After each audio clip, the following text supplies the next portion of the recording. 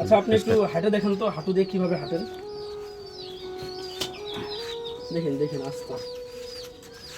এভাবে তো হাঁটতে খুব কষ্ট হয় না?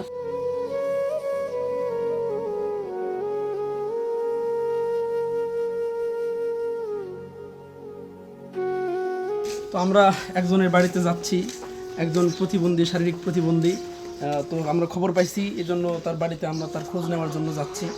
তো থাকুন আপনারা আমাদের সাথে।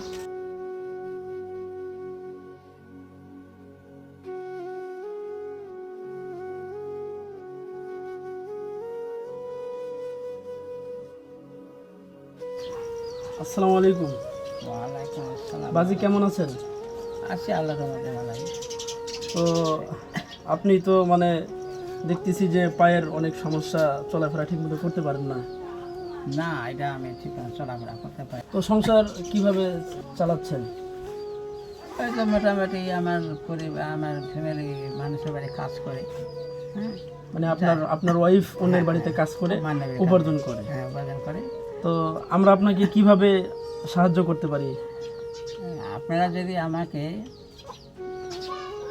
মানে চলা রাস্তার জন্য একটা ট্রিসাইকেলের যদি ব্যবস্থা বা সহযোগিতা করতে পারেন, তাহলে ওইটা নিয়ে কোনো মতে দিন চলতে পারবো ইনশাআল্লাহ।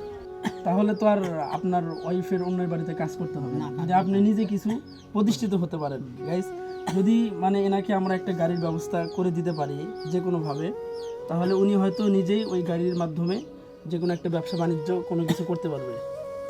তো আপনি এই গাড়ি নিয়ে কিভাবে আপনি কাজ করবেন? আমাদের এই পাশে একটা মার্কেট আছে, মানে যে কোনো জায়গা মার্কেট, যদি গাড়িটা হয় যে কোনো জায়গায় যেতে যে কোনো একটা কাজ করতে পারবো ইনশাআল্লাহ। ইনশাল্লাহ, ইনশাল্লাহ। তাহলে দেখেন, এরকম মানে অসহায় মানুষ প্রত্যেকটা সমাজে আছে।